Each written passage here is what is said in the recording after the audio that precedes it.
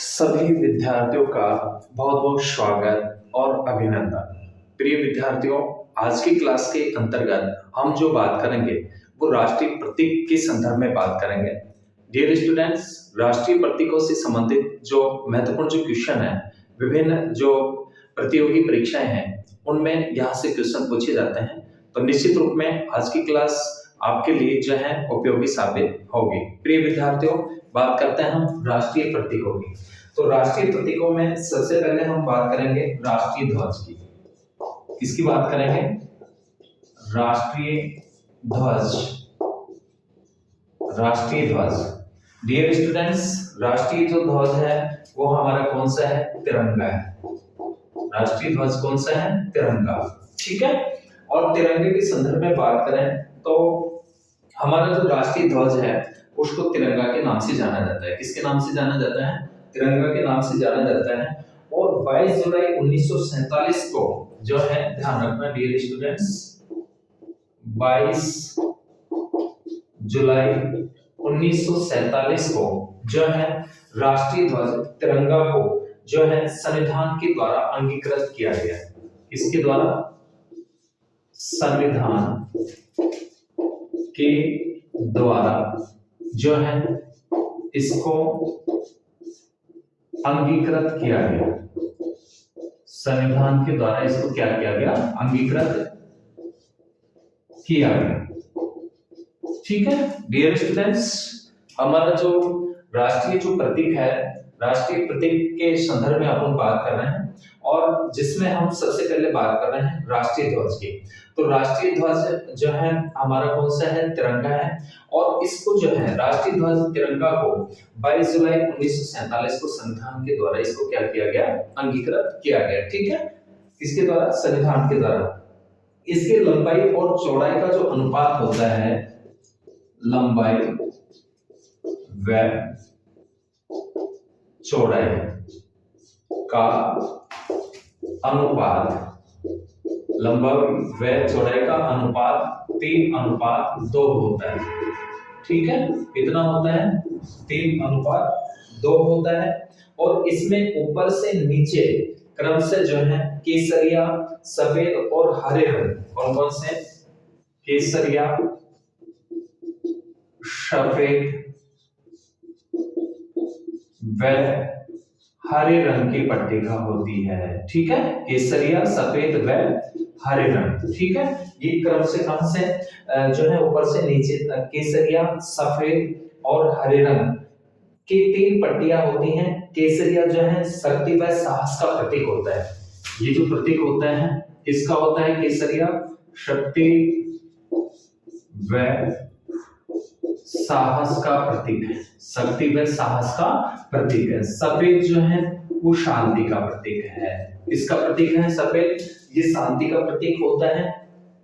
और इसके अलावा सत्य का प्रतीक होता है। इसके अलावा जो है हरा जो होता है वो उर्वरता, हरियाली या भूमि की पवित्रता का जो है प्रतीक है। हरियाली या भूमि की पवित्रता का क्या है?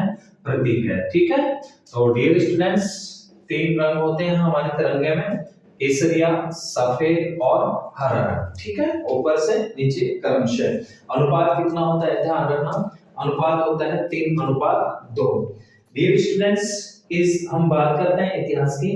तो 1907 में जर्मनी के शहर, 1907 में जर्मनी का एक शहर था, जर्मनी का शहर, ठीक है, या जर्मनी के एक शहर जिसका नाम जो था स्टुटगार्ट, स्टुटगार्ट। ठीक है, ये जर्मनी में है। तो स्टुटगार्ट में इंटरनेशनल सोशलिस्ट कांग्रेस के सम्मेलन में मैडम भिकाजी कामा ने, ठीक है, इसने मैडम भिकाजी कामा, मैडम भिकाजी कामा, ठीक है, सबसे पहले 1907 में जर्मनी के शहर स्टुटगार्ट में मैडम भिकाजी कामा जो है ने इसी ध्वज को कुछ परिवर्तन करके जो है क्या किया था? फहराया था। और भारतीय ध्वज संहिता 2000 जो है 2 के अनुसार, ध्वज संहिता कब बनाई गई? 2002 ध्वज ध्वज संहिता 2002, ठीक है, ध्वज संहिता 2002 के अनुसार अब भारतीय नागरिक अपनी निजी संस्थाओं और शिक्षण संस्थाओं, इसके अलावा जो है सम्मानित तरीके से, यानी शिक्षण संस्था, निजी संस्थान, वहां पे सम्मानित तरीके से वर्ष के किसी भी दिन जो है ध्वजारोहण कर सकते हैं। और बीच में जो 24 तिलियां होती हैं और अशोक, इसके जो हमारा जो तिरंगा होता है, ये स्टूडेंट्स, बीच में 24 क्या होती हैं, तिलियां होती हैं, 24 तिलियां, ठीक है, कितनी होती हैं, 24 तिलियां होती हैं। और इसके अलावा जो है अशोक चक्र होता है, जो कि देश को धैर्य और ईमानदारी से उन्नति की ओर ले जाने का क्या करता है, जो है प्रेरणा देता है, ठीक है।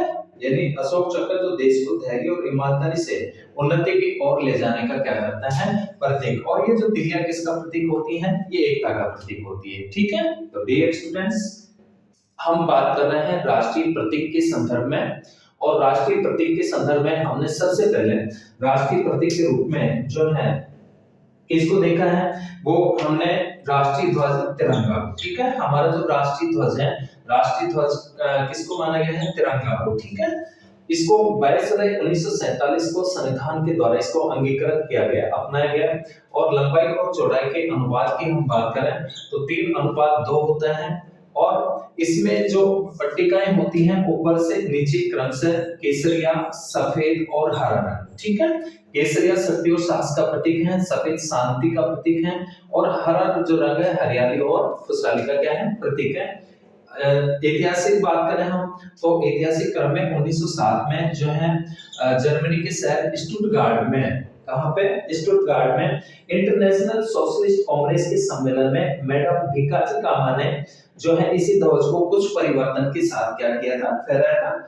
और भारतीय ध्वज संहिता 2002 के अनुसार कोई भी जो भारतीय हैं वो निजी संस्थाओं, शिक्षण संस्थाओं और कहीं पे भी जो है निजी है, उसको वर्ष के किसी भी दिन इसको सम्मानजनक तरीके से क्या कर सकते हैं, फहरा सकते हैं, ठीक है। किसी भी दिन ध्वजारोहण कर सकते हैं। बीच में 24 तिलियां व अशोक होता है, अशोक चक्र, जो कि धैर्य और ईमानदारी के से उन्नति की ओर ले जाने का क्या देता है, प्रेरणा प्रदान करता है। डियर स्टूडेंट्स, उसके बाद में जो राज चिन्ह है, फिर बात करते हैं हम जो है राज चिन्ह, ठीक है। हमारा जो राज चिन्ह है, नेशनल एम्बलम जो है, और जो राज चिन्ह है यह सारनाथ के अशोक स्तंभ से लिया गया है। कहां से लिया गया है, सारनाथ के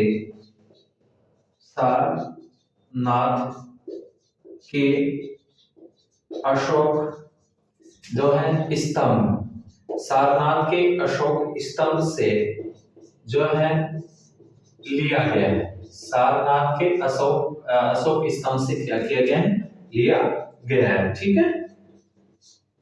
सारनाथ के अशोक स्तंभ से लिया गया है। और जो है मूल स्तंभ में शीर्ष पर 4 सिंह है जो एक दूसरे की ओर पीठ किए हुए हैं। इनके नीचे घंटे के आकार के पदम के ऊपर एक चित्र बलरे में एक हाथी, चौकड़ी भरता हुआ एक घोड़ा, एक सांड तथा एक सिंह की उभरी हुई मूर्तियां हैं, जिनके बीच बीच में क्या बने हुए हैं, चक्र बने हुए हैं, ठीक है, जो कि हमारा क्या है, राज चिन्ह है।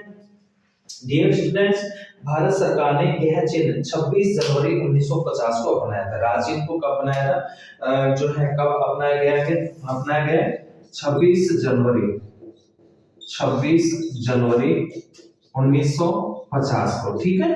जिस दिन हमारा संविधान जो है क्या होता है, लागू होता है, उस दिन जो है इसको क्या किया गया, इसको अपनाया गया था 26 जनवरी 1950 को। डियर स्टूडेंट्स, ध्यान रखना कि जो हमारा जो कॉन्स्टिट्यूशन है, भारतीय संविधान है, भारतीय संविधान को अंगीकार, अधिनियमित और आत्मार्पित जो किया गया था, स्वीकार किया गया था, वो तो किया गया था 26 जनवरी 1949 को, ठीक है। 26 नवंबर 1949 को भारतीय संविधान को क्या किया जाता है, अंगीकार किया जाता है, अधिनियमित किया जाता है और आत्मार्पित किया जाता है।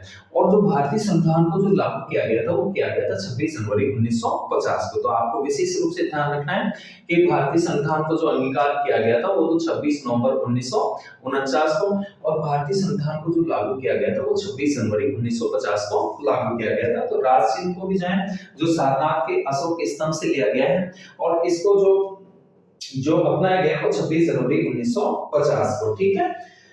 इसमें केवल भारत सरकार इसमें केवल 3 सिंह दिखाई पड़ते हैं, चौथा दिखाई नहीं देता है। पट्टी के मध्य में उभरी हुई नक्काशी में चक्र है, जिसके दाईं और एक सांड और बाईं और एक घोड़ा है। दाएं और बाएं छोर पर अन्य चक्रों के किनारे हैं। आधार पर पदम छोड़ दिया गया है। फलक के नीचे मुंडो के निषद का सूत्र सत्यमेव जयते लिखा हुआ है, ठीक है। क्या लिखा हुआ है राशिन में? सत्यमेव जयते, सत्यमेव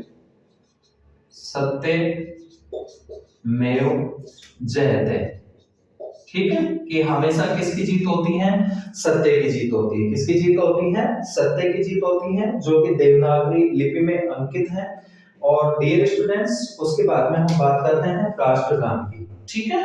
दो बातें की अब तक हमने, एक तो राष्ट्रीय ध्वज, और राष्ट्रीय ध्वज का के रूप में हमारा तिरंगा है। तिरंगा को 22 जुलाई 1947 को संविधान के द्वारा क्या किया गया था? अंगीकृत किया गया था, ठीक है। उसके बाद में राज चिन्ह, और राज चिन्ह को जो अपनाया गया था वो 26 जनवरी 1950 को। इसके बाद में बात करते हैं डियर स्टूडेंट्स राष्ट्रगान की। नेक्स्ट हमारा जो राष्ट्रीय गान है, राष्ट्रगान,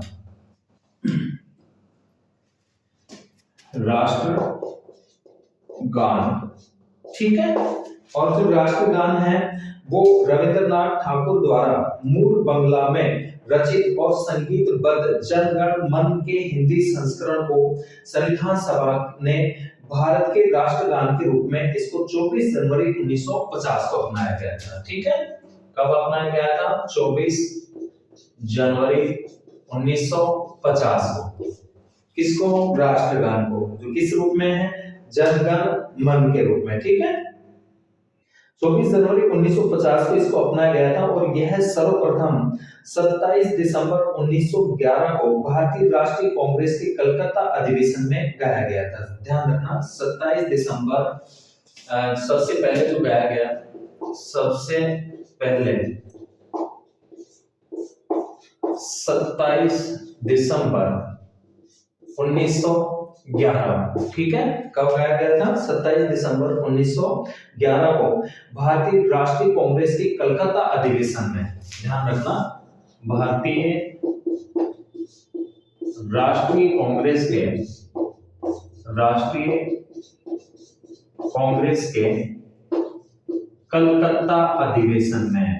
कलकत्ता अधिवेशन में इसको सर्वप्रथम गाया गया था, ठीक है। कौन से अधिवेशन में? कलकत्ता अधिवेशन में। डियर स्टूडेंट्स, कि हमारा जो राष्ट्रगान है जनगण मन, इसको 24 जनवरी 1950 को अपनाया गया था, और सबसे पहले 27 दिसंबर 1911 को भारतीय राष्ट्रीय कांग्रेस के कलकत्ता अधिवेशन में इसको क्या किया गया था? गाया गया था, ठीक है। उसके बाद में 1912 में तत्वबोधिनी नामक पत्रिका में भारत भाग्य विधाता नामक शीर्षक से प्रकाशित हुआ था, और राष्ट्रगान में 13 पंक्तियां हैं, जिनके गायन में 52 सेकंड का समय लगता है, ठीक है। ध्यान रखना, राष्ट्रगान जो गायन है इसको गाने में कितने सेकंड का समय? 52 सेकंड, ठीक है। 52 सेकंड का समय, ठीक है। 52 सेकंड का समय निर्धारित किया गया है कि 52 सेकंड में पूरा होना चाहिए। रविंद्रनाथ टैगोर ने राष्ट्रीय गान का अंग्रेजी अनुवाद 1919 में मॉर्निंग सॉन्ग ऑफ इंडिया शीर्षक से किया था, ठीक है। रविंद्रनाथ टैगोर ने ही बांग्लादेश के राष्ट्रीय गान आमार सोनार बांग्ला की भी क्या की थी? रचना की थी। तो राष्ट्रगान की जो रचना किसने की? रविंद्रनाथ टैगोर के द्वारा इसको अंग्रेजी अनुवाद इन्होंने किया। उसके बाद में हम बात करते हैं राष्ट्रगीत की, ठीक है। इसके बाद में राष्ट्रगीत। नेक्स्ट, राष्ट्रगीत। डियर स्टूडेंट्स, राष्ट्रगीत वंदे मातरम है। कौन सा है राष्ट्रगीत हमारा? वंदे मातरम। ये हमारा क्या है, ये राष्ट्रीय गीत है। और इसकी जो रचना की गई थी वो बंकिम चंद्र चटर्जी के द्वारा। रचना किसने की? रचना बंकिम चंद्र चटर्जी के द्वारा। किसके द्वारा? बंकिम चंद्र चटर्जी के द्वारा राष्ट्रगान की जो है क्या की जाती है, रचना की जाती है, जो स्वतंत्रता संग्राम में जनगण का जो है जन जन का प्रेरणा स्रोत था। इसे जनगण मन के समान दर्जा प्राप्त है। वंदे मातरम गीत बंग दर्शन नामक पत्रिका में सर्वप्रथम, कौन सी पत्रिका में? बंग दर्शन, ठीक है, बंग दर्शन पत्रिका में सबसे पहली बार जो है यह 1881 में, अप्रैल 1881 में क्या हुआ था? प्रकाशित हुआ था। कब? अप्रैल 1881 में क्या होता है? प्रकाशित होता है। बंग पत्रिका जो थी वहां इस पत्रिका में ये प्रकाशित हुआ। और बंकिम चंद्र चटर्जी द्वारा 1874 में रचित वंदे मातरम नामक राष्ट्रीय गीत को संविधान सभा द्वारा 24 जनवरी 1950 को जो है क्या किया गया था? अपनाया गया था। इसको कब अपनाया गया? 24 जनवरी 1950, 24 जनवरी 1950 को इसको क्या किया गया? अपनाया गया। और जो है यह गान बंगाली भाषा में था। कौन सी भाषा में था? बंगाली भाषा में। बंकिम चंद्र चटर्जी ने इस गीत की रचना अपने उपन्यास आनंद मठ में 1882 में की थी। इसकी रचना जो की थी कब की थी? 1882 में।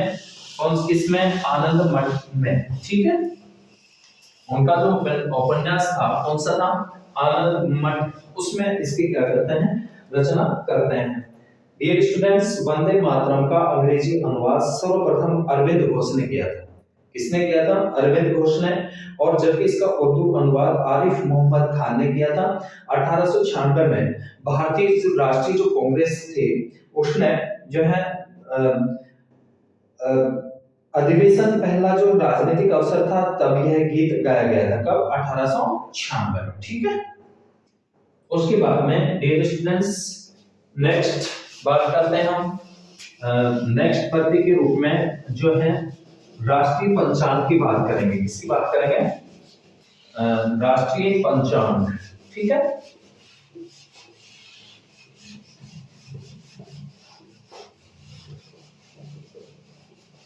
नेक्स्ट आते हैं राष्ट्रीय पंचांग।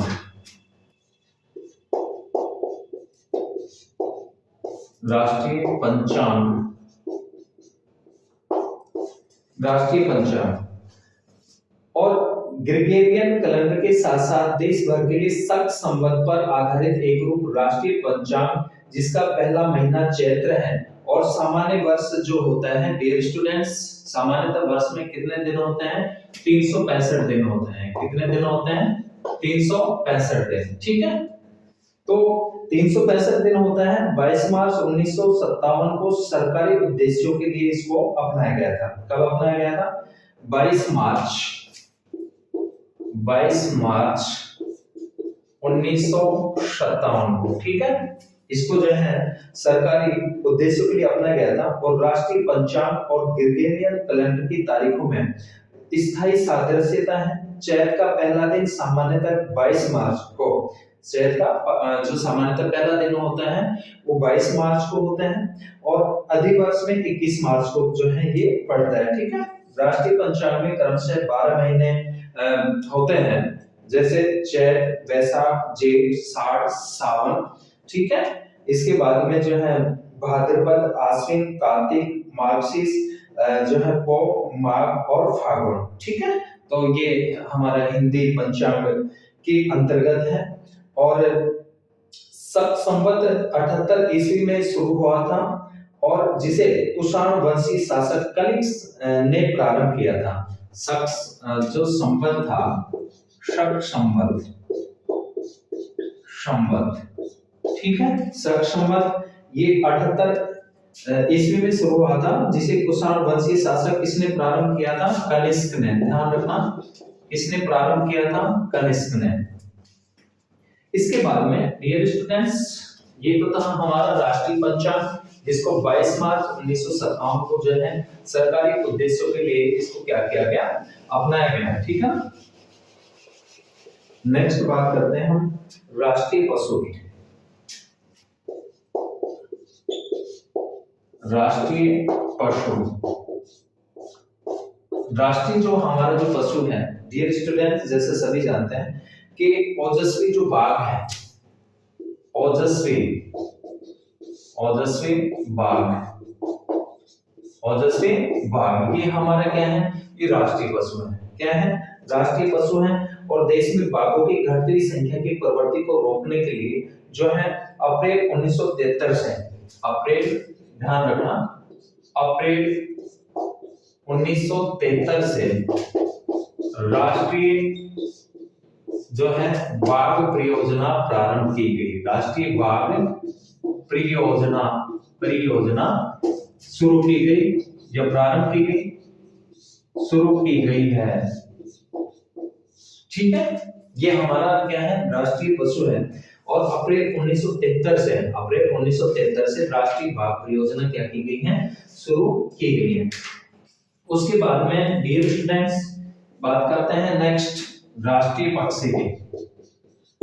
राष्ट्रीय पक्षी, तो हमारा जो राष्ट्रीय जो पक्षी है वो कौन है, मयूर है, मयूर या मोर क्या है, हमारा राष्ट्रीय पक्षी है। और भारतीय वन्य प्राणी अधिनियम 1972 के अंतर्गत इसको पूर्ण रूप से जो है संरक्षण प्राप्त है।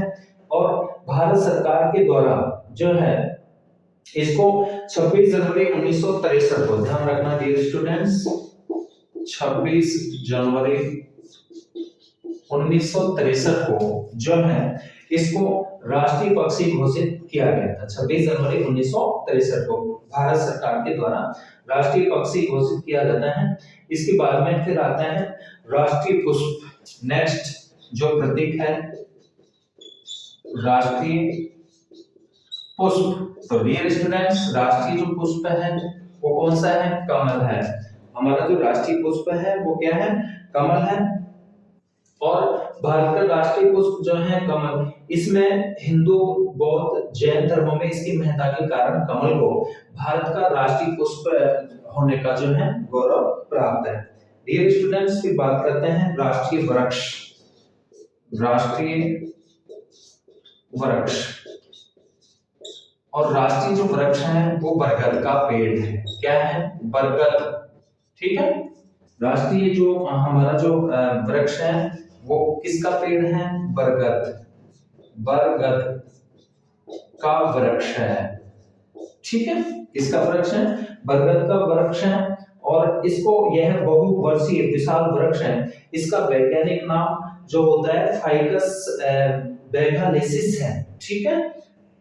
इसके बाद में राष्ट्रीय फल, और भारत का जो राष्ट्रीय फल है, राष्ट्रीय फल, राष्ट्रीय फल जो है हमारा कौन सा है, आम है, ठीक है। राष्ट्रीय फल कौन सा है, आम है। और इसको जो है राष्ट्रीय फल के रूप में अपनाया गया है। भारत में आम को फलों का राजा भी जो है माना जाता है। फलों का राजा किसे कहा जाता है, आम को। उसके बाद में राष्ट्रीय नदी, डियर स्टूडेंट्स हम बात करते हैं फिर राष्ट्रीय नदी। इसकी बात करते हैं राष्ट्रीय नदी। तो प्रिय विद्यार्थियों, जो राष्ट्रीय नदी है भारत सरकार ने 4 नवंबर 2008 को, ध्यान रखना, भारत सरकार के द्वारा, भारत सरकार के द्वारा जो है भारत सरकार के द्वारा 4 नवंबर 2008 को, 4 नवंबर 2008 को जो है इसको गंगा को राष्ट्रीय नदी घोषित किया गया है। इसको हम पवित्र नदी के रूप में मानते हैं। इसको गंगा को राष्ट्रीय नदी घोषित किया गया। कब घोषित किया गया, 4 नवंबर 2008 को भारत सरकार ने। और जो है गंगा नदी भारत की सबसे बड़ी जो है नदी भी है डियर स्टूडेंट्स। इसके अलावा जो है जिसका उद्गम हिमालय के गंगोत्री से होता है। भारत की सबसे लंबी नदी कौन सी है, गंगा है, ठीक है। और इसका जो उद्गम है, उद्गम स्थान कहां से होता है, गंगोत्री से, ठीक है। इसका उद्गम स्थल कौन सा है? गंगोत्री से होता है, जहां इसे भागीरथी के नाम से जाना जाता है। ठीक है, गंगोत्री किसके नाम से, उस वहां पे किसके नाम से? भागीरथी के नाम से जाना जाता है। आगे चल करके अलकनंदा, गोमती, यमुना आदि में मिलकर के और कहां पे गिरती है ये बंगाल की खाड़ी में गिरती है। ठीक है, कहां पर? बंगाल के खाड़ी में। उद्गम स्थल इसका कौन सा है? गंगोत्री है। ठीक है, और गिरती कहां पे है ये बंगाल की खाड़ी में। डियर स्टूडेंट्स, नेक्स्ट बात करते हैं हम राष्ट्रीय जलीय जीव।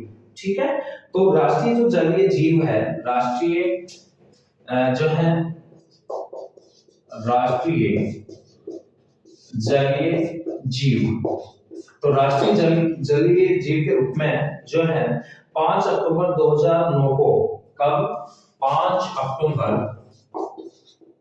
2009 को, 5 अक्टूबर 2009 को जो है डॉल्फिन, भारत सरकार के जो वन और पर्यावरण मंत्रालय है, उन्होंने डॉल्फिन वैज्ञानिक नाम पेल्टानिस्टा गंगेटिका को राष्ट्रीय जलीय जीव घोषित किया और केंद्र सरकार ने गंगा में डॉल्फिन की संख्या बढ़ाने के लिए प्रोजेक्ट डॉल्फिन को भी प्रोजेक्ट टाइगर की तरह महत्वपूर्ण माना है। ठीक है, तो वैज्ञानिक नाम क्या है? डॉल्फिन। ठीक है, डॉल्फिन इसको, ठीक है, राष्ट्रीय जलीय जीव है। उसके बाद में डियर स्टूडेंट्स बात करते हैं हम राष्ट्रीय विरासत पशु। और राष्ट्रीय जो विरासत जो पशु है वो 21 अक्टूबर 2010 को भारत सरकार ने एशियाई हाथी को राष्ट्रीय विरासत पशु घोषित किया गया और सरकार ने वन्य क्षेत्रों में रहने वाले हाथियों के संरक्षण के लिए फरवरी 1992 में प्रोजेक्ट एलिफेंट जो है हाथी परियोजना की जो है भारत सरकार के द्वारा क्या किया गया, उसको जो है शुरू की गई है। तो प्रिय विद्यार्थियों, आज की क्लास के अंतर्गत हमने जो हमारे जो राष्ट्रीय प्रतीक हैं उनके संदर्भ में बात की। निश्चित रूप में ये क्लास आपके लिए उपयोगी साबित होगी। इसी आशा और उम्मीद के साथ सभी विद्यार्थियों का बहुत बहुत पुनः धन्यवाद। Thank you.